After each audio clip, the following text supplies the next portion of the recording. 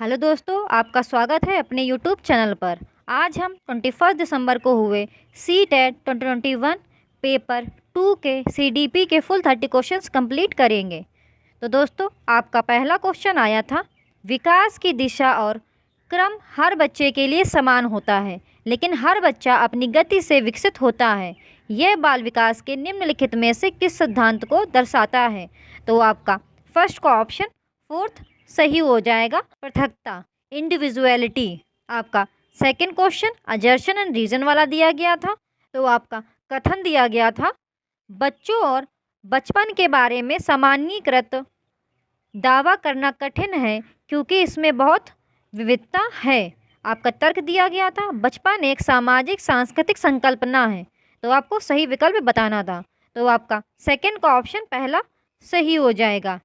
ए और आर दोनों सही है और आर ए की सही व्याख्या है। तो आपका थर्ड क्वेश्चन दिया गया था, निम्नलिखित में से कौन सा कथन बच्चों की सामाजिकरण की प्रक्रियाओं की सही व्याख्या है? तो आपका थर्ड का ऑप्शन फोर्थ सही हो जाएगा। बच्चों का विकास आनुवंशिक और परिवेशीय कारकों का जटिल पारस्परिक प्रभाव है। दोस्तों, अगर आपको ये वीडियोस अच्छे लगे, चैनल को सब्सक्राइब जरूर कीजिएगा और वीडियो को लाइक भी कर दीजिएगा। दोस्तों, आपको इस यूट्यूब चैनल पर सी टेट पेपर 1 के CDP के सभी शिफ्टों के सॉल्यूशंस इस चैनल पे ऑलरेडी मैंने डाल दिए हैं। EVS के सभी शिफ्टों के मैंने पेपर ऑलरेडी डाल दिए हैं। पेपर 2 के शिफ्ट स्टार्ट हो चुकी हैं, जिसमें मैं आपके हिंदी के भी कुछ वीडियोस डाल दिए हैं। आप प्लेलिस्ट में जाकर चेक कीजिए और आपको इस यूट्यूब चैनल पर 2021-22 में हुए सी टेट के सभी शिफ्टों के सॉल्यूशंस मिल जाएंगे। आपका फोर्थ क्वेश्चन आया था, पियाजे के विकास सोपान सिद्धांत का सही विकास चरण क्रम पहचानिए। तो आपका फोर्थ का ऑप्शन दूसरा सही हो जाएगा। संवेदीगामक, पूर्व संक्रियात्मक, मूर्त संक्रियात्मक, औपचारिक क्रियात्मक। आपका फिफ्थ क्वेश्चन आया था, निम्नलिखित में से कौन सा पियाजे के सिद्धांत की आलोचना प्रस्तुत करता है? तो आपका फिफ्थ का ऑप्शन दूसरा सही हो जाएगा।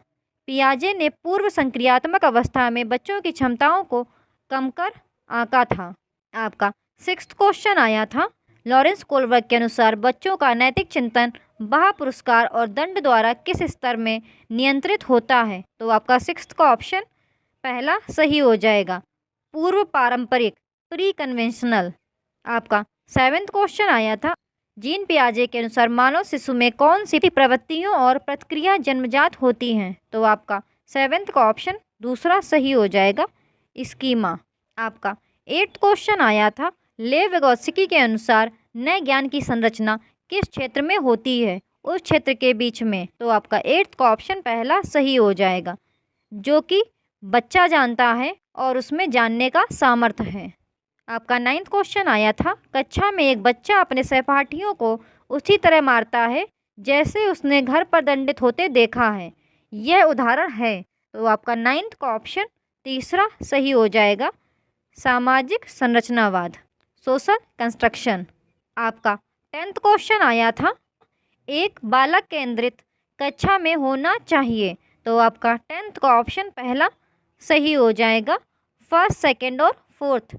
बहुत से संसाधनों का प्रावधान, लचीलता, समूहीकरण और छात्रों की सक्रिय सहभागिता। आपका 11th क्वेश्चन आया था, हावर्ड गार्डनर के सिद्धांत के अनुसार। तो आपका 11th का ऑप्शन फोर्थ सही हो जाएगा, बुद्धि को विविध स्वतंत्र बुद्धियों में विभाजित किया जा सकता है, जिसमें प्रत्येक का एक अद्वितीय जैविक आधार है। आपका 12th क्वेश्चन आया था, किसी शिक्षक को सीखने का मूल्यांकन सुनिश्चित करने के लिए। तो आपका 12th का ऑप्शन दूसरा सही हो जाएगा, प्रत्येक बच्चे के कार्य का विश्लेषण करना और उनके अवबोध में अंतर ज्ञात करना चाहिए। आपका 13th क्वेश्चन आया था, राष्ट्रीय शिक्षा नीति 2020 द्वारा सुझाई गई समग्र 360 डिग्री बहुआयामी रिपोर्ट क्या प्रस्तावित करती है? तो आपका 13th का ऑप्शन फोर्थ सही हो जाएगा, स्व आकलन और समूह आकलन का समावेश। आपका 14th क्वेश्चन आया था, विभिन्न भाषीय पृष्ठभूमि से आने वाले विद्यार्थियों की कक्षा में एक शिक्षिका को क्या करना चाहिए? तो आपका 14th का ऑप्शन दूसरा सही हो जाएगा, कक्षा में सम्मान की संस्कृति पैदा करना, जिसमें विद्यार्थियों को अपनी भाषा और बोली के बारे में बात करने को प्रोत्साहित किया जाए। आपका 15th क्वेश्चन आया था, एक शिक्षिका को कक्षा में जेंडर रूढ़िवादिता में लचीलेपन को कैसे बढ़ावा देगी। तो आपका 15th का ऑप्शन 4th सही हो जाएगा, व्यक्तियों को गैर रूढ़िवादी भूमिकाओं में प्रस्तुत करके। आपका 16th क्वेश्चन आया था, अपनी पीढ़ी से पहली बार स्कूल जाने वाले विद्यार्थियों की शिक्षा के लिए एक शिक्षिका को क्या करना चाहिए। तो आपका 16th का ऑप्शन दूसरा सही हो जाएगा, इनकी संस्कृति का सम्मान करते हुए इन्हें स्कूल की भाषा व संस्कृति से परिचित करवाना चाहिए। आपका 17th question assertion and reason वाला दिया गया था। तो आपका अभिकथन दिया गया था, विविध प्रकार की सामाजिक, आर्थिक और सांस्कृतिक पृष्ठभूमि के विद्यार्थियों की कक्षा सभी विद्यार्थियों के अधिगात्मक अनुभवों को बढ़ाती है। तर्क दिया गया था, समावेशन से केवल उन्हीं विद्यार्थियों को लाभ होता है जो दृष्टिबाधित श्रवण रूप से बाधित हैं या जिन्हें विकार है। आपको सही विकल्प बताना था। तो आपका 17th का ऑप्शन तीसरा सही हो जाएगा, ए सही है लेकिन आर गलत है। आपका 18th क्वेश्चन आया था, एक शिक्षिका को उस विद्यार्थी के लिए जो दृष्टिबाधित है के लिए क्या शिक्षा स्तरीय प्रावधान करने चाहिए। तो आपका 18th का ऑप्शन दूसरा सही हो जाएगा, मौखिक संकेतों का इस्तेमाल करना चाहिए ताकि उनको कल्पना करने के अवसर मिलें। दोस्तों, अगर आपको ये वीडियोस अच्छे लग रहे हो तो चैनल को सब्सक्राइब ज़रूर कीजिएगा। इस यूट्यूब चैनल पर आपको CTET पेपर 1 के, EVS के सभी शिफ्टों के सॉल्यूशंस, CDP के सभी शिफ्टों के सॉल्यूशंस और हिंदी के कुछ शिफ्टों के सॉल्यूशंस ऑलरेडी करा दिए हैं। और पेपर 2 की सीरीज़ स्टार्ट हो चुकी है जिसमें आपके CDP के कुछ शिफ्टों के सॉल्यूशन और हिंदी के कुछ शिफ्टों के सॉल्यूशन मैंने करा दिए हैं। तो आप इस चैनल को विज़िट करें और इसमें प्लेलिस्ट को चेक करें, आपको 2021 में हुए पेपर के सभी शिफ्टों के मैक्सिमम सॉल्यूशंस आपको मिल जाएंगे। आपका 19th क्वेश्चन आया था, विद्यार्थी जिन्हें अधिगम विकार है के सीखने के लिए निम्न में से कौन सी कक्षा संस्कृति उपयुक्त है। तो आपका 19th का ऑप्शन दूसरा सही हो जाएगा, विविध शिक्षा शास्त्रीय पद्धतियाँ अपनाना। आपका 20th क्वेश्चन आया था, प्रतिभाशाली विद्यार्थियों की पहचान कैसे की जा सकती है। तो आपका 20th का ऑप्शन तीसरा सही हो जाएगा, फर्स्ट, थर्ड एंड फोर्थ, चुनौतीपूर्ण कार्यों के लिए तत्परता द्वारा, मौलिक सोच द्वारा और बहुत समाधानों की क्षमता द्वारा। आपका 21st क्वेश्चन आया था, निम्न में से अध्यापक द्वारा अपनाई कौन सी तकनीक संरचनात्मक शिक्षण अधिगम प्रक्रिया में हानिकारक है। तो आपका 21st का ऑप्शन दूसरा सही हो जाएगा, अच्छा प्रदर्शन न करने वाले छात्रों को प्रेरित करने के लिए काले स्टार देना। आपका 22nd क्वेश्चन आया था, क्या कक्षा में सहज ज्ञान चिंतन को प्रोत्साहित किया जाना चाहिए। तो आपका 22nd का ऑप्शन पहला सही हो जाएगा, हाँ, बच्चों का सहज ज्ञान और अनुमान उनके संज्ञानात्मक तर्क को विकसित करने में सहायता करते हैं। आपका 23rd question assertion and reason वाला आया था। तो आपका कथन दिया गया था, दृश्यों के एक संग्रह का इस्तेमाल करने और उसके बाद अधिगमकर्ताओं के पूर्व अनुभव के आधार पर चर्चा करना अधिगमकर्ताओं में संकल्पनात्मक समझ को बढ़ावा देगा। आपका तर्क दिया गया था, अधिगमकर्ताओं उन्हें दी गई सामग्री क्रियाकलापों के आधार पर उनके मौजूदा विचारों को नए विचारों से जोड़कर सक्रिय रूप से अपने ज्ञान की संरचना करते हैं। तो सही विकल्प आपको बताना था। तो आपका 23rd का ऑप्शन पहला सही हो जाएगा, ए और आर दोनों सही है और आर ए की सही व्याख्या है। आपका 24th क्वेश्चन दिया गया था, बच्चे डैश तरीके से सीखते हैं और डैश तरीके से नहीं सीखते हैं। तो आपका 24th का ऑप्शन पहला सही हो जाएगा, वर्तुलाकार कॉमा एक रेखीय। आपका 25th क्वेश्चन आया था, अधिगम हेतु एक प्रेरक वातावरण देने के लिए शिक्षक को। तो आपका 25th का ऑप्शन तीसरा सही हो जाएगा, यह मानना चाहिए कि भावात्मक और संज्ञानात्मक पहलू एक दूसरे को प्रभावित करते हैं। आपका 26th क्वेश्चन आया था, विद्यार्थियों के सार्थक शिक्षण को प्रोत्साहित करने के लिए विद्यार्थियों को डैश के स्थान पर डैश के लिए प्रेरित किया जाना चाहिए। तो आपका 26 का ऑप्शन पहला सही हो जाएगा, अवबोध कॉमा उपलब्धि। आपका 27th क्वेश्चन आया था, विद्यार्थियों के काम में त्रुटियां क्या इंगित करती हैं? तो आपका 27 का ऑप्शन 4th सही हो जाएगा। विद्यार्थियों की सोच वयस्कों से गुणात्मक रूप से भिन्न है। आपका 29 क्वेश्चन आया था, अधिगम व्यक्तिगत और पर्यावरणीय कारकों से महत्वपूर्ण रूप से प्रभावित होता है। इस संदर्भ में निम्नलिखित में से कौन सा कथन सही है? तो आपका 29 का ऑप्शन पहला सही हो जाएगा। अभिरुचि और अभिवृत्ति दोनों व्यक्तिगत कारक हैं। आपका 30th क्वेश्चन आया था, एक सामाजिक संरचनात्मक परिप्रेक्ष्य में अधिगम व ज्ञान। तो आपका 30th का ऑप्शन तीसरा सही हो जाएगा। शिक्षिका की मदद से अधिगमकर्ताओं द्वारा सह संरक्षित होता है। दोस्तों, अगर आपको ये वीडियोस अच्छे लगते हैं, चैनल को सब्सक्राइब जरूर कीजिएगा, वीडियो को लाइक कर दीजिएगा। आज हम 21 दिसंबर को हुए CTET 2021 पेपर 2 के सोशल साइंस के फुल 60 क्वेश्चंस कंप्लीट करेंगे। तो दोस्तों, आपका पहला क्वेश्चन पूछा गया था, ज्येष्ठाधिकार का क्या अर्थ है? तो आपका फर्स्ट का ऑप्शन पहला सही हो जाएगा। ज्येष्ठ पुत्र अपने पिता के राज्य का उत्तराधिकारी होता है। आपका सेकंड क्वेश्चन पूछा गया था, ईस्ट इंडिया कंपनी द्वारा कब्जे में लिए गए प्रांतों का निम्नलिखित में से कौन सा क्रम सही है? तो आपका सेकंड का ऑप्शन 4th सही हो जाएगा। विंध्य का दक्षिण, अफगानिस्तान, सिंध और पंजाब। आपका 4th क्वेश्चन पूछा गया था, निम्नलिखित दो कथनों को पढ़ें और उपयुक्त विकल्प का चयन कीजिए।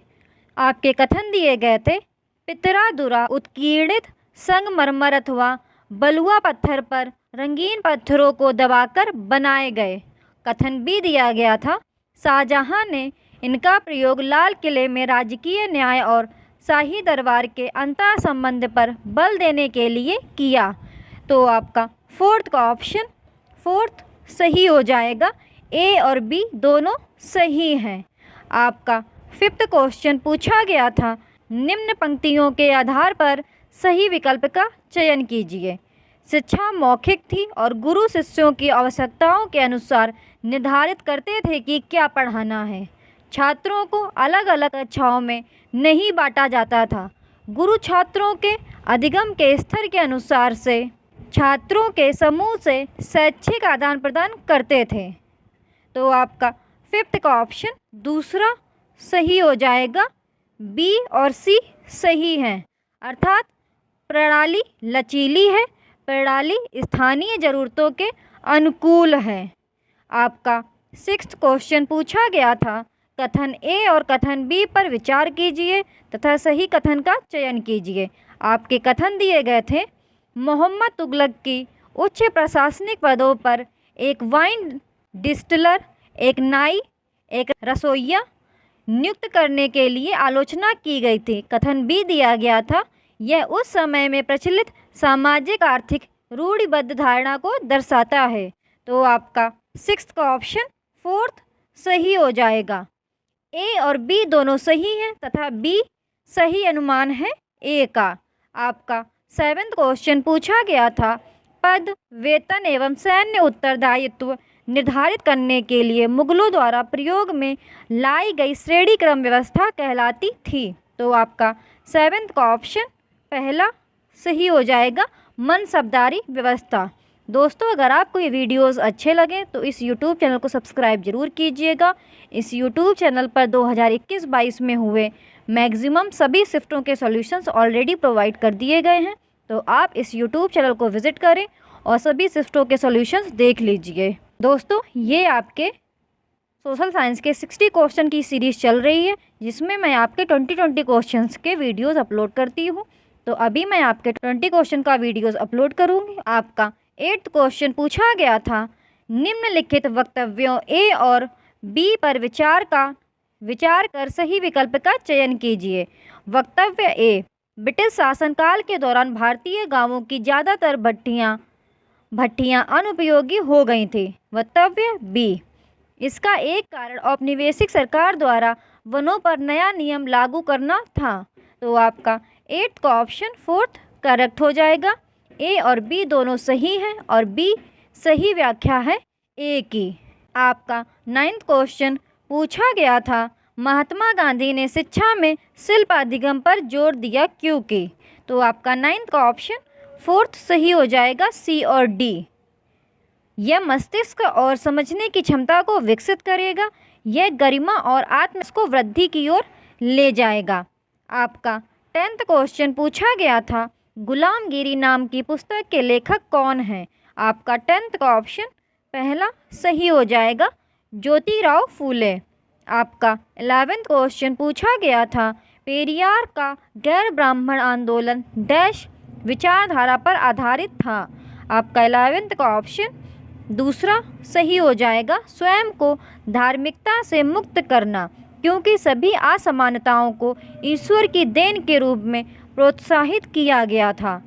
आपका 12th क्वेश्चन पूछा गया था, 1906 में सोंगराम संगमा की बगावत हुई क्योंकि। तो आपका 12th का ऑप्शन तीसरा सही हो जाएगा, आसाम के जनजातीय समूहों ने औपनिवेशिक वन कानूनों का विरोध किया।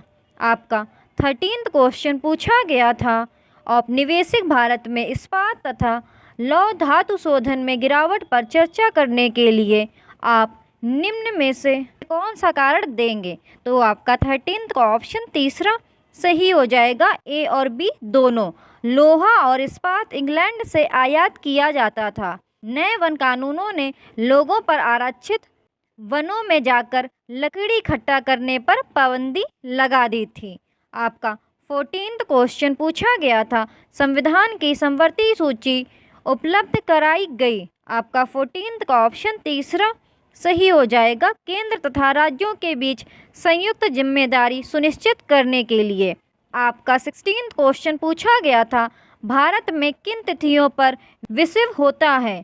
तो आपका 16th का ऑप्शन 4th सही हो जाएगा, 21 मार्च और 23 सितंबर। आपका 17th क्वेश्चन पूछा गया था, ग्लोब पर सबसे लंबी अक्षांश रेखा कौन सी है। तो आपका 17th का ऑप्शन पहला सही हो जाएगा, विषुवत रेखा। दोस्तों, अगर आपको ये वीडियोस अच्छे लगे तो इस YouTube चैनल को सब्सक्राइब जरूर कीजिएगा और वीडियो को लाइक भी ज़रूर कर दीजिएगा। आपको इस YouTube चैनल पर ऐसे ही वीडियोस मिलते रहेंगे, तो आप इस YouTube चैनल को सब्सक्राइब जरूर कर लें। आपका 18th क्वेश्चन पूछा गया था, यदि भारत में शाम के 6:30 बजे होंगे तब लंदन में तब क्या समय होगा। तो आपका 18th का ऑप्शन 4th सही हो जाएगा, दोपहर के 1 बजे। आपका 19th क्वेश्चन पूछा गया था, छत्रक सेल का निर्माण निम्न में से किसके द्वारा अपरदन क्रिया से होता है। तो आपका 19th का ऑप्शन 4th सही हो जाएगा, पवनों। आपका 20th क्वेश्चन पूछा गया था, भारतीय प्रायद्वीपीय पठार के संदर्भ में निम्नलिखित में से कौन सा कथन सही है। तो आपका 20th का ऑप्शन तीसरा सही हो जाएगा, ए, बी और डी। इसकी आकृति त्रिभुजाकार है तथा धरातल काफ़ी ऊंचा नीचा है। इस क्षेत्र में बहुत सी पहाड़ी श्रृंखलाएं हैं, जैसे विंध्य एवं सतपुड़ा श्रृंखलाएं। पश्चिम की तरफ बहने वाली नदियां नर्मदा तथा तापी इसी क्षेत्र से होकर बहती हैं। दोस्तों, अगर आपको ये वीडियोस अच्छा लगे तो इस YouTube चैनल को सब्सक्राइब जरूर कीजिएगा और वीडियो को लाइक भी कर दीजिएगा। आपका 21st क्वेश्चन पूछा गया था, निम्नलिखित में से कौन सा कथन सही है। तो आपका 21st का ऑप्शन पहला सही हो जाएगा, लाल किला अवसादी सेल से बना है, जबकि ताजमहल कायांत्रित सेल से बना है। आपका 22nd क्वेश्चन पूछा गया था, निम्नलिखित में से कौन सी पवन मौसमी पवन का उदाहरण है। तो आपका ऑप्शन दूसरा सही हो जाएगा, मानसून पवने। आपका 23rd क्वेश्चन पूछा गया था, निम्नलिखित कथनों ए और बी पर विचार कीजिए तथा सही विकल्प का चुनाव कीजिए। तो आपके विकल्प दिए गए थे, चांद पर जीवित बचे रहने के लिए अंतरिक्ष यात्री को विशेष सुरक्षा पोशाक पहननी पड़ती है, चांद पर वायुदाब नहीं है और अंतरिक्ष यात्रियों के शरीर की रक्त सिराएं विपरीत बल के कारण फट सकती हैं। तो आपका 23rd का ऑप्शन पहला सही हो जाएगा, दोनों ए और बी सही हैं और बी ए की सही व्याख्या करता है। दोस्तों अगर आपको ये वीडियोस अच्छे लगें तो इस YouTube चैनल को सब्सक्राइब जरूर कीजिएगा और वीडियो को लाइक भी कर दीजिएगा। आपको इस YouTube चैनल पर 2021-22 में हुए मैक्सिमम सभी शिफ्टों के सॉल्यूशंस ऑलरेडी प्रोवाइड कर दिए गए हैं, तो आप इस YouTube चैनल को विजिट करें और सभी शिफ्टों के सॉल्यूशंस देख लीजिए। आपको इस YouTube चैनल पर ऐसे ही वीडियोज़ आगे भी मिलते रहेंगे, तो आप इस YouTube चैनल को सब्सक्राइब जरूर ही कर लें। आपका 24वां क्वेश्चन पूछा गया था, कौन सा देश सहारा मरुस्थल नहीं आता है? तो आपका थर्ड ऑप्शन में माली दिया गया था। तो आपके जो लीबिया, ट्यूनीशिया और माली है, इन सभी देशों में आपका सहारा मरुस्थल आता है, किंतु जो आपका ऑप्शन फोर्थ है दक्षिण सूडान, इसमें आपका सहारा मरुस्थल नहीं आता है, इसलिए आपका ऑप्शन फोर्थ सही हो जाएगा। आपका 25वां क्वेश्चन पूछा गया था, तटीय प्रदेशों और शुष्क प्रदेशों में मृदा संरक्षण का सबसे उचित तरीका कौन सा है? तो आपका 25वां का ऑप्शन तीसरा सही हो जाएगा, रक्षक मेखलाएं अर्थात शेल्टर बेल्ट्स। आपका 26वां क्वेश्चन पूछा गया था, दिए गए विकल्पों ए व बी को पढ़िए तथा नीचे दिए गए उपयुक्त विकल्प का चुनाव कीजिए। आपके कथन दिए गए थे। कथन ए, संयुक्त क्षेत्र के उद्योगों का स्वामित्व व संचालन राज्यों और व्यक्तियों अथवा व्यक्तियों के समूह द्वारा होता है। कथन बी दिया गया था, अमूल डेयरी संयुक्त क्षेत्र का उद्योग है। तो आपका 26 का ऑप्शन तीसरा सही हो जाएगा। ए सत्य है और बी असत्य है।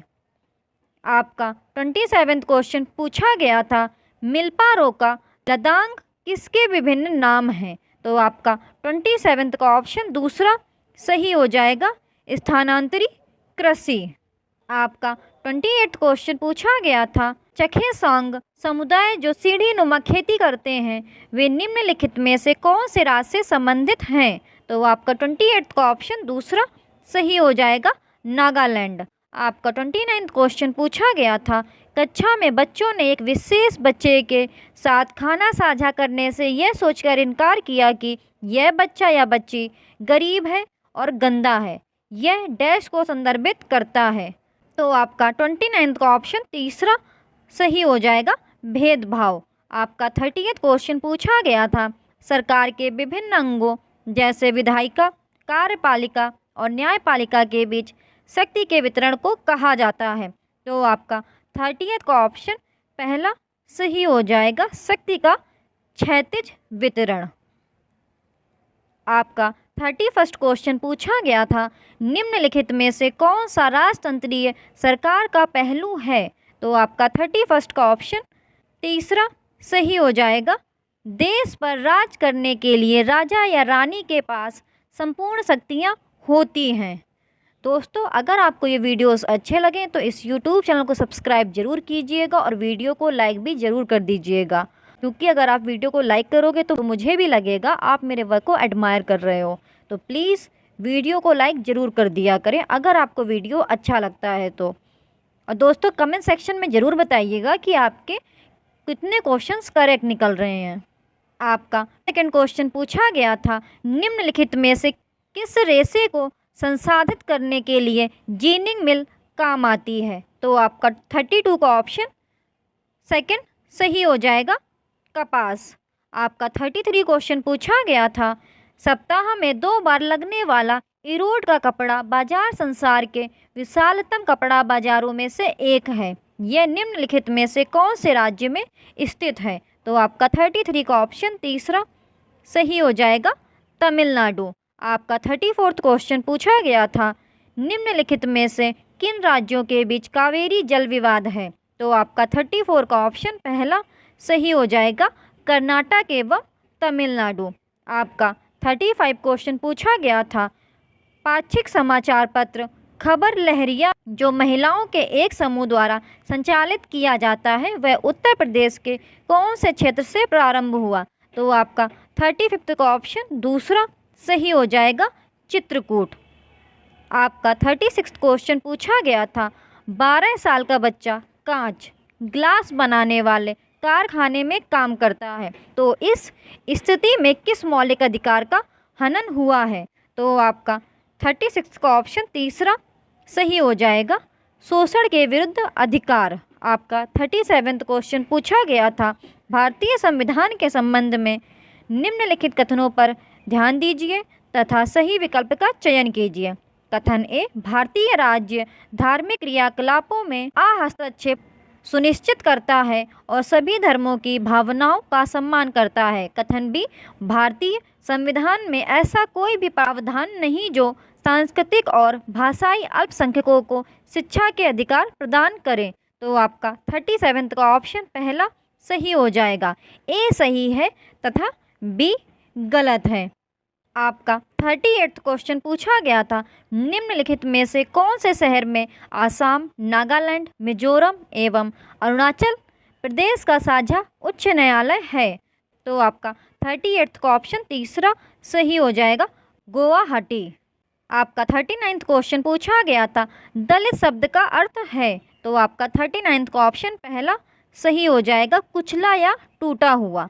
आपका 40वां क्वेश्चन पूछा गया था, यदि कुछ लोग किसी अन्य प्रदेश के श्रमिकों को उनके प्रदेश में काम नहीं करने देते तो इससे श्रमिकों के किस मौलिक अधिकार का उल्लंघन होता है। तो आपका 40वां का ऑप्शन दूसरा सही हो जाएगा, स्वतंत्रता का अधिकार। आपका 41वां क्वेश्चन पूछा गया था, सामाजिक विज्ञान की पाठ्यचर्या में इतिहास एक महत्वपूर्ण भूमिका निभाता है। निम्नलिखित में से इतिहास की प्रकृति के विषय में कौन सा कथन सही है। तो आपका 41वां का ऑप्शन पहला सही हो जाएगा, केवल ए, ऐतिहासिक घटनाएं निरंतर और सुसंगत होती हैं। आपका 42वां क्वेश्चन पूछा गया था, बृहत सामान्यीकरण तथा मानवीय दशाओं की व्याख्या करने वाले सार्वभौमिक सिद्धांतों की प्रयोज्यता पर प्रश्न भूगोल के किस उपागम के अंतर्गत उठाए गए हैं। तो आपका 42वां का ऑप्शन फोर्थ सही हो जाएगा, आधुनिकतावाद। आपका 43वां क्वेश्चन पूछा गया था, सामाजिक विज्ञान के पाठ के लिए उद्देश्यों को सूचीबद्ध करते समय निम्नलिखित में से किसको ध्यान में रखना आवश्यक है। तो आपका 43वां का ऑप्शन पहला सही हो जाएगा, ए, बी और डी। वांछित शैक्षिक को स्पष्ट करें, सीखने वाले के दृष्टिकोण से लिखा जाना चाहिए, अध्यापक की भूमिका को स्पष्ट करें। दोस्तों, अगर आपको ये वीडियोस अच्छे लगे तो आप इस YouTube चैनल को सब्सक्राइब जरूर कीजिएगा। इस YouTube चैनल पर 2021-22 में हुए मैक्सिमम सभी शिफ्टों के सॉल्यूशंस ऑलरेडी प्रोवाइड कर दिए गए हैं, तो आप इस YouTube चैनल को विजिट करें और सभी शिफ्टों के सॉल्यूशंस देख लीजिए। आपको इस YouTube चैनल पर आगे भी ऐसे ही वीडियोज़ मिलते रहेंगे। आपका 44 क्वेश्चन पूछा गया था, प्रारंभिक स्तर पर सामाजिक विज्ञान के अध्ययन में ग्लोब का प्रयोग करने से कौन सी दक्षता या कौशल में बढ़ोतरी होगी। तो आपका 44 का ऑप्शन दूसरा सही हो जाएगा, स्थानिक। आपका 45 क्वेश्चन पूछा गया था, निम्नलिखित में से कौन सा अव्यक्त पाठ्यचर्या के संदर्भ में सत्य है। तो आपका 45 का ऑप्शन पहला सही हो जाएगा, समूह कार्य पर काम करते हुए छात्रों में जिम्मेदारी की भावना का विकास होना। दोस्तों, आप अदर ऑप्शंस भी रीड कर लिया करें, जिससे आपको ये कंफर्म हो कि आपका यही ऑप्शन क्यों करेक्ट है और बाकी अदर ऑप्शंस क्यों आपके रॉन्ग हैं। क्योंकि मैं सभी क्वेश्चंस के ऑप्शंस रीड करूंगी तो आपके वीडियो की लेंथ बहुत ज़्यादा इंक्रीज़ हो जाएगी, और ये वो अब टाइम नहीं बचा है क्योंकि आपके CTET के पेपर की डेट निकट आ गई है। तो आप जितना ज़्यादा से ज़्यादा प्रैक्टिस करोगे उतना ही आपको बेनिफिट मिलेगा CTET एग्ज़ाम में। आपका 46 क्वेश्चन पूछा गया था, क्या युद्ध को रोका जा सकता है विषय पर शिक्षिका ने 3 सप्ताह के शिक्षण अध्ययन का आयोजन किया। इस दौरान वह युद्ध की रोकथाम के मनोविज्ञान, वित्तीय तर्कों, राजनीतिक व्यवस्थाओं पर चर्चा कर सकती है। शिक्षिका निम्न में से किस पद्धति को अपना रही है। तो आपका 46 का ऑप्शन पहला सही हो जाएगा, एकीकृत पद्धति। आपका 47वां क्वेश्चन पूछा गया था, निम्नलिखित में से कौन सा उदाहरण वायु प्रदूषण की अवधारणा के विकास के लिए उपयुक्त नहीं है। तो आपका 47वां का ऑप्शन दूसरा सही हो जाएगा, गौरैया चिड़िया की संख्या में वृद्धि का विस्तृत वर्णन। आपका 48 क्वेश्चन पूछा गया था, सहारा रेगिस्तान पर परियोजना के तौर पर निम्नलिखित में के कौन सी गतिविधि की आप योजना बनाएंगे जिसे छात्र भी अपने आप कर सके। तो आपका 48 का ऑप्शन फोर्थ सही हो जाएगा, सहारा रेगिस्तान पर जानकारी एकत्रित करें और कक्षा के लिए प्रस्तुतिकरण बनाएं। आपका 49वां क्वेश्चन पूछा गया था, सामाजिक विज्ञान में आलोचनात्मक चिंतन की प्रासंगिकता के संदर्भ में कौन सा कथन सत्य है? तो आपका 49वां का ऑप्शन 4 सही हो जाएगा, ए, डी तथा ई। सत्य की खोज में प्रश्नों और आलोचनाओं के उद्दीपन, छात्रों को अज्ञानता और असमंजस से मुक्त करना, अधिगमकर्ताओं को विचार और वास्तविकता के अनुचित दावों से मुक्त करना। आपका 50वां क्वेश्चन पूछा गया था, इनमें से कौन सा सामाजिक विज्ञान प्रश्न आलोचनात्मक चिंतन कौशल विकास के लिए अधिक संभावना रखते हैं? तो आपका 50वां का ऑप्शन 4 सही हो जाएगा, ए, डी और ई। आप क्या सोचते हैं? आपके गांव, कस्बे और नगर में हास्याग्रस्त समूह कौन से हैं? चर्चा करें। कल्पना करें कि आप मार्को पोलो हैं। चीन से पत्र लिखते कि उस दुनिया का वर्णन करें जो आपने वहां देखी। मुगल और अंग्रेजी शासन में जमींदार की भूमिका का परीक्षण करें। आपका 51वां क्वेश्चन पूछा गया था, किसी क्षेत्रीय दौरे की योजना में संबंधित कथन नीचे दिए गए हैं, इन कथनों का सही क्रम क्या होगा? तो आपका 51वां का ऑप्शन दूसरा सही हो जाएगा, ए, सी, बी, डी।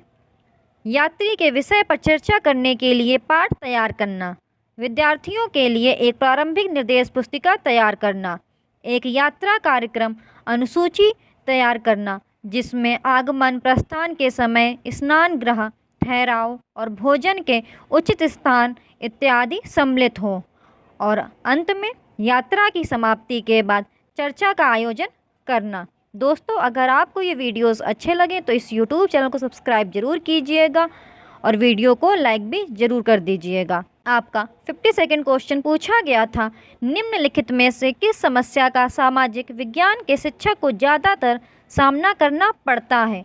तो आपका 52वां का ऑप्शन पहला सही हो जाएगा, विशिष्ट उद्देश्य जो कि शिक्षण को स्मरण या ज्ञान के अधिकतम स्तर तक सीमित करते हैं। आपका 53वां क्वेश्चन पूछा गया था, निम्नलिखित वक्तव्यों ए और बी पर विचार करके सही विकल्प का चयन कीजिए। वक्तव्य ए, यदि विद्यार्थियों को कक्षा में ही सामाजिक विज्ञान से संकल्पनाओं को समझने के लिए गहन और वास्तविक सूचनाएं दी जाती हैं तो वे उसकी सराहना करते हैं।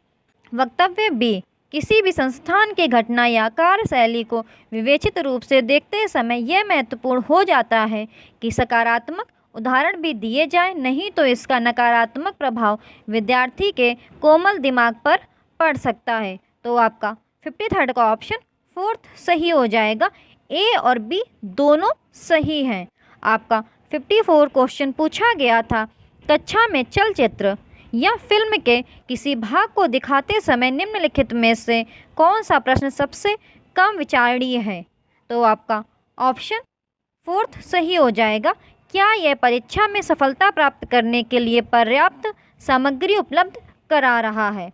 आपका 55 क्वेश्चन पूछा गया था, विद्यार्थियों में व्यक्तिगत भूगोल की समझ के विकास में सबसे प्रभावशाली क्रियाकलाप कौन सा है? तो आपका 55 का ऑप्शन तीसरा सही हो जाएगा, विद्यार्थियों को विद्यालय के बगीचे का स्वामित्व देना और उन्हें उनकी मर्जी से गतिविधि करने की अनुमति देना। आपका 56 क्वेश्चन पूछा गया था, निम्नलिखित में से कौन से उद्देश्य सामाजिक विज्ञान के मूल्यांकन के उद्देश्य होने चाहिए? तो आपका 56 का ऑप्शन दूसरा सही हो जाएगा, ए, बी और सी। प्रत्येक शिक्षार्थी की आवश्यकताओं और अधिगम शैली को ज्ञात करना, शिक्षण अधिगम प्रक्रिया की प्रभावकारिता को बढ़ाना, सहपाठी मूल्यांकन और स्वमूल्यांकन की प्रक्रिया में शिक्षार्थियों को सम्मिलित करना। आपका 57वां क्वेश्चन पूछा गया था, सामाजिक विज्ञान की पाठ्य पुस्तक में पाठ के उपरांत दिए गए प्रश्नों का उद्देश्य है? तो आपका 57वां का ऑप्शन तीसरा सही हो जाएगा, ए और बी दोनों। अध्याय में दिए गए मुख्य विचार या अवधारणाओं पर पुनः पाठन, अपने शब्दों में उत्तर देने का अवसर प्रदान करना। आपका 58वां क्वेश्चन पूछा गया था, संज्ञानात्मक क्षेत्र के निर्देशात्मक उद्देश्य को लिखने के संदर्भ में कौन सा कथन सही प्रकार लिखा गया है? तो आपका 58 का ऑप्शन 4 सही हो जाएगा, जल चक्र की प्रक्रिया को विद्यार्थी अपने शब्दों में समझ सकेंगे। आपका 59वां क्वेश्चन पूछा गया था, कौशल अर्जन के निर्धारण को निम्नलिखित में से किसके द्वारा सर्वश्रेष्ठ तरीके से किया जा सकता है? तो आपका 59 का ऑप्शन तीसरा सही हो जाएगा, बी और सी। कक्षा और व्यक्ति अवलोकन, उस परिस्थिति में प्रदर्शन जिसमें कौशल के प्रयोग की आवश्यकता होती है। आपका 60th क्वेश्चन पूछा गया था, शिक्षक द्वारा शिक्षण अधिगम योजना बनाते हुए निम्न में से मूल्यांकन की कौन सी रूपरेखा को विविध अधिगम परिस्थितियों से एकत्रित अधिगम के प्रमाण तथा नियमित और समय उचित प्रतिपुष्टि की जरूरत होती है? तो आपका 60th का ऑप्शन तीसरा सही हो जाएगा, बी और ई, अधिगम के लिए आकलन, रचनात्मक आकलन। दोस्तों, अगर आपको ये वीडियोस अच्छे लगे तो इस YouTube चैनल को सब्सक्राइब जरूर कीजिएगा और वीडियो को लाइक भी ज़रूर कर दीजिएगा। आपको इस YouTube चैनल पर ऐसे ही वीडियोस मिलते रहेंगे और कमेंट सेक्शन में ज़रूर बताइएगा कि आपके कितने क्वेश्चंस करेक्ट निकले। आज हम 21 दिसंबर को हुए CTET 2021 पेपर 2 के हिंदी के फुल 30 क्वेश्चंस कंप्लीट करेंगे। तो दोस्तों, आपके स्टार्टिंग के 15 क्वेश्चंस आपके गद्यांश और पद्यांश से पूछे जाते हैं। तो ये आपका फर्स्ट पैसेज गिवन है, तो आप इसे आराम से पढ़ लीजिएगा और स्वयं आंसर निकालने का प्रयास कीजिएगा। मैं आपके क्वेश्चंस रीड कर रही हूँ और उनके आंसर्स आपको बता रही हूँ। तो आपका पहला क्वेश्चन आया था, अप्रत्याशित का संधि विच्छेद होगा? तो आपका फर्स्ट का ऑप्शन दूसरा सही हो जाएगा, आ प्लस प्रत्याशित। वैसे इसका पूर्ण संधि विच्छेद आ प्लस प्रति प्लस आशा प्लस इत होगा, लेकिन इसमें आपका ऑप्शन आ प्लस प्रत्याशित गिवन है, इसलिए आपका ऑप्शन दूसरा सही हो जाएगा। आपका दूसरा क्वेश्चन आया था, खनन का तात्पर्य है? तो आपका दूसरे का ऑप्शन दूसरा सही हो जाएगा, खोदना। दोस्तों, अगर आपको वीडियोस अच्छे लगें चैनल को सब्सक्राइब जरूर कीजिएगा, वीडियो को लाइक भी कर दीजिएगा और चैनल को शेयर भी कर दीजिएगा। आपका थर्ड क्वेश्चन आया था, धूल बढ़ने के अप्रत्याशित कारणों में शामिल नहीं है? तो आपका थर्ड का ऑप्शन फोर्थ सही हो जाएगा, चारागाहों की संख्या में वृद्धि। आपका फोर्थ क्वेश्चन आया था, गंधक और सल्फर डाइऑक्साइड की क्या भूमिका बताई गई है? तो आपका फोर्थ का ऑप्शन तीसरा सही हो जाएगा, धूल एकत्रित करना। दोस्तों, ये सारे क्वेश्चंस आपके गद्यांश से पूछे गए थे, तो आप गद्यांश को पढ़िएगा और स्वयं आंसर निकालिएगा। मैं अभी आपके क्वेश्चंस रीड कर रही हूँ और आपको उसके उत्तर बताते चल रही हूँ। आपका फिफ्थ क्वेश्चन आया था, जैविक शब्द में मूल शब्द और प्रत्यय क्या है? तो आपका फिफ्थ का ऑप्शन फोर्थ सही हो जाएगा, जीव प्लस इक। आपका सिक्स्थ क्वेश्चन आया था, धूल के कण वातावरण में लंबे समय तक तैरते हैं, उपर्युक्त वाक्य का प्रकार है? तो आपका सिक्स्थ का ऑप्शन पहला सही हो जाएगा, सरल। आपका सेवेंथ क्वेश्चन आया था, तैरते रहते हैं, पद क्रिया किस भेद के अंतर्गत आएगा? तो आपका सेवेंथ का ऑप्शन पहला सही हो जाएगा, अकर्मक। आपका एट्थ क्वेश्चन आया था, इनमें से एक भाग में अशुद्धि है, उसे पहचानिए। तो आपका एट्थ का ऑप्शन पहला सही हो जाएगा, आज के वर्तमान समय में। आपका नाइन्थ क्वेश्चन आया था, किसके कण वातावरण में काफ़ी समय तक तैरते रहे हैं? तो आपका नाइन्थ का ऑप्शन दूसरा सही हो जाएगा, अमोनिया सल्फाइड। ये आपका दूसरा पैसेज दिया गया था और फिर इससे आपके क्वेश्चंस पूछे गए थे। तो मैं आपके क्वेश्चंस रीड करूँगी और आपको उसके उत्तर बताते चलूँगी। तो आप आराम से इस पद्यांश को रीड कीजिए और फिर स्वयं भी आंसर निकालने का प्रयास कीजिए। तो आपका 10th क्वेश्चन आया था, कविता किसे संबोधित है? तो आपका 10th का ऑप्शन दूसरा सही हो जाएगा, दिए को। आपका 11th क्वेश्चन आया था, अंधकार में तुम बन जाना सूर्य, सूर्य सा जलते रहना, उक्त पंक्ति में प्रयुक्त अलंकार है। तो आपका 11th का ऑप्शन फोर्थ सही हो जाएगा, अनुप्रास उपमा। आपका 12th क्वेश्चन आया था, किस काम को करने का आग्रह नहीं किया गया है? तो आपका 12th का ऑप्शन फोर्थ सही हो जाएगा, अंधकार में सूर्य को विश्राम करने देना। आपका 13th क्वेश्चन पूछा गया था, नन्हे नन्हे दीप पद किस कारक में है? तो आपका 13th का ऑप्शन दूसरा सही हो जाएगा, संबोधन कारक। एक्सक्लेमेटरी साइन, संबोधन कारक। आपका 14th क्वेश्चन आया था, अंधियारा और अंधकार शब्द हैं परस्पर, तो आपका 14th का ऑप्शन दूसरा सही हो जाएगा। समानार्थी, दोनों का अर्थ सेम है, इसलिए आपका ये समानार्थी शब्द है। आपका 15th क्वेश्चन आया था, बहुत कठिन चाहे लगता हो, किस काम के लिए ऐसा कहा गया है, तो आपका 15th का ऑप्शन दूसरा सही हो जाएगा, कठिनाइयों में भी हंसते रहना। दोस्तों यहाँ पर आपके पद्यांश के क्वेश्चंस ख़त्म हो जाते हैं। अब आपका 16th क्वेश्चन आया था, सभी भाषाओं में डैश और डैश ध्वनियाँ एक क्रम में सुनियोजित होती हैं, तो आपका 16th का ऑप्शन तीसरा सही हो जाएगा, व्यंजनिक कॉमा स्वरीय। आपका 17th क्वेश्चन आया था, सभी बच्चे 3 साल से पहले ही अपनी भाषा के डैश तथा डैश से अच्छी तरह से परिचित हो जाते हैं, तो आपका 17th का ऑप्शन फोर्थ सही हो जाएगा, मूल कॉमा उपतंत्रों। दोस्तों यहाँ कॉमा लगा है वो एरर है, मूल कॉमा उपतंत्रों। आपका 18th क्वेश्चन आया था, हिंदी हमारी डैश है, तो आपका 18th का ऑप्शन तीसरा सही हो जाएगा, राजभाषा, हिंदी हमारी राजभाषा है।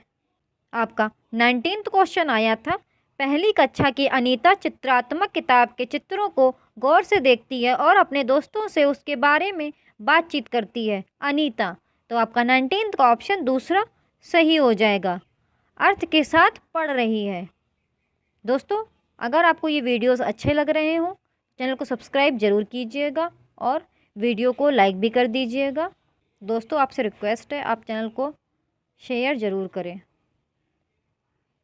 आपका 20th क्वेश्चन आया था, परीक्षण का अर्थ है ज्ञान क्षमता व डैश का किसी भी विधि से नापना, तो आपका 20th का ऑप्शन पहला सही हो जाएगा, प्रदर्शन। आपका 21st क्वेश्चन आया था, पाठ्य पुस्तक की भाषा ऐसी हो जो, तो आपका 21st का ऑप्शन दूसरा सही हो जाएगा, बच्चों के दैनिक जीवन से जुड़ी हो। दोस्तों आप इसके अदर ऑप्शंस भी पढ़ लिया करें कि क्यों आपका दूसरा ऑप्शन ही सही है और क्यों आपके अदर ऑप्शंस गलत हैं। आप स्वयं पढ़ेंगे, आपको खुद समझ में आ जाए क्यों आपका दूसरा ऑप्शन सही है। आपका 22nd क्वेश्चन आया था, प्राथमिक स्तर पर बच्चों के भाषा विकास के लिए सर्वाधिक आवश्यक है, तो आपका 22nd का ऑप्शन तीसरा सही हो जाएगा, भाषा प्रयोग के सार्थक अवसर। आपका 23rd क्वेश्चन आया था, प्राथमिक स्तर पर हिंदी भाषा शिक्षण का एक उद्देश्य है, तो आपका 23rd का ऑप्शन पहला सही हो जाएगा, बच्चों में अपनी बात कहने की उत्सुकता का विकास। आपका 24th क्वेश्चन आया था, हिंदी भाषा की कक्षा का एक अनिवार्य सत्य है, तो आपका 24th का ऑप्शन फोर्थ सही हो जाएगा, बहुभाषिकता। अब इसमें अदर ऑप्शन जैसे दिए गए हैं, अधिक उच्चारणगत त्रुटियाँ, मानक भाषा का प्रयोग, अधिक त्रुटियाँ, और फोर्थ दिया है बहुभाषिकता। तो ऑफकोर्स ऊपर के आपके तीनों ऑप्शंस गलत हो जाएंगे, आपका फोर्थ ऑप्शन ही सही होगा।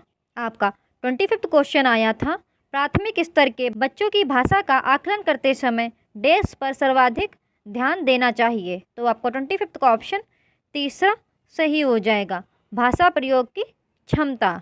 आपका 26th क्वेश्चन आया था, रेखा हिंदी में अपनी बात कहते समय घबराहट महसूस करती है, एक भाषा शिक्षक के रूप में आप क्या करेंगे, तो आपका 26th का ऑप्शन दूसरा सही हो जाएगा, उसे अपनी भाषा में अपनी बात कहने के लिए कहेंगे।